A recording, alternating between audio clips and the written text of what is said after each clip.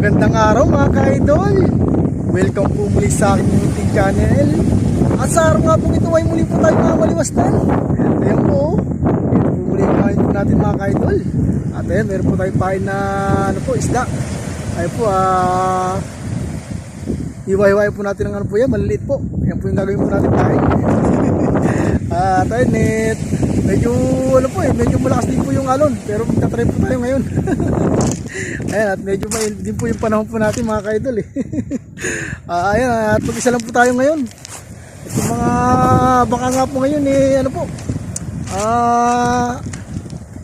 puti lang po yung mga nagsipalaot. Ayun mga ka-idol, at malakas po kasi sa laot yung hangin at alon. Kaya yung ibang mga baka po dito ay nagpahinga po sila mga ka-idol.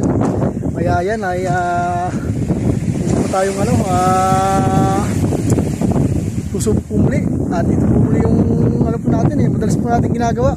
Kasi po ay malapit lang po tayo sa tabing dagat ay mga ka-idol. At sana nga po ay sa araw po nito ay swertihin po muli po tayo. Ayan po.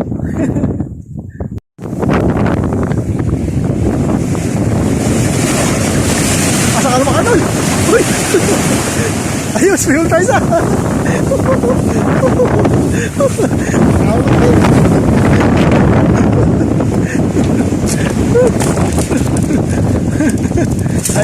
ayos mga ka-idol. May huli tayo sa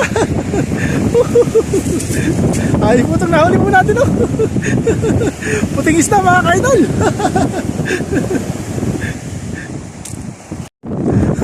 Puting isda mga ka-idol.